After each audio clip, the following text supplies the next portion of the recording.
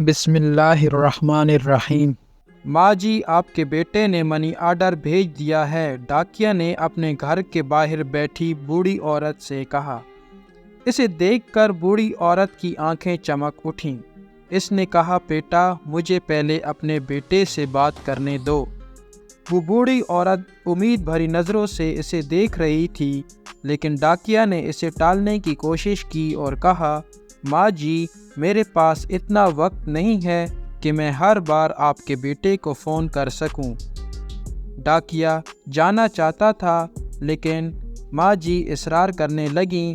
اس نے کہا، بیٹا بس تھوڑی دیر لگے گی۔ ماں جی، ہر بار فون کرنے کی ضد نہ کیا کریں، ڈاکیا نے جواب دیا۔ یہ کہہ کر ڈاکیا نے ماں جی کو پیسے دینے سے پہلے اپنے موبائل پر ایک نمبر ڈائل کرنا شروع کر دیا، یہ لو، لیکن زیادہ بات نہ کرنا۔ ڈاکیا نے اپنا موبائل ماں جی کے حوالے کرتے ہوئے کہا۔ اس بوڑھی عورت نے جلدی سے اس کے ہاتھ سے موبائل لے لیا۔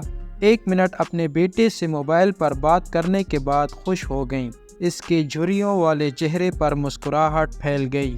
یہ 1000 روپے ہیں ماں جی، یہ کہہ کر ڈاکیا نے 10 100 روپے کے نوٹ اس کو دے دیے۔ اس نے پیسے گننے کے بعد 100 روپے کا نوٹ نکالا اور ڈاکیے کو دیتے ہوئے کہا، بیٹا یہ رکھ لو۔ یہ کیوں ماں جی؟ ڈاکیے نے حیرانگی سے پوچھا۔ ماں جی نے مسکرا کر کہا، یہ منی آرڈر دینے کے علاوہ تم نے مجھے اپنے بیٹے سے بات کراتے ہو تو یہ رکھ لو۔ ڈاکیا انکار کرتا رہا، لیکن اس بوڑھی عورت نے زبردستی 100 روپے ان کے حوالے کر دیے اور ڈھیروں دعائیں دے کر اندر چلی گئی۔ ڈاکیا وہاں سے چند قدم ہی چلا تھا کہ اچانک کسی نے اس کے کاندھے پر تھپکی دی۔ ڈاکیا نے پیچھے مڑ کر دیکھا تو زین، جو کہ موبائل فون کی دکان چلاتا ہے، اس کے سامنے کھڑا تھا۔ بھائی، آپ یہاں کیسے آئے؟ ڈاکیا نے پوچھا۔ میں یہاں کسی سے ملنے آیا ہوں، لیکن مجھے آپ سے کچھ پوچھنا ہے۔ بھائی، آپ ہر مہینے ایسا کیوں کرتے ہیں؟ زین نے ڈاکیے سے کہا۔ میں نے ایسا کیا کیا؟ ڈاکیے نے تعجب سے پوچھا۔ زین نے کہا، ہر ماہ آپ اپنی جیب سے اس ماں جی کو پیسے دیتے ہیں، یہی نہیں، آپ مجھے اس کے بیٹے کی طرح فون پر بات کرنے کے لیے بھی پیسے دیتے ہیں، ایسا کیوں؟ ڈاکیا زین کا سوال سن کر تھوڑا ہچکچایا، لیکن پھر بولا، میں اسے پیسے نہیں دیتا، میں یہ رقم اپنی ماں کو دیتا ہوں۔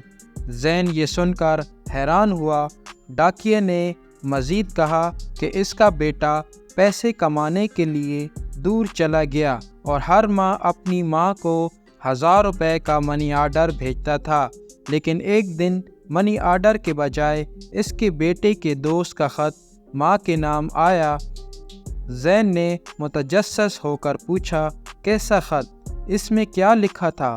اس کا بیٹا روڈ ایکسیڈنٹ کی وجہ سے اپنی جان سے ہاتھ دھو بیٹھا۔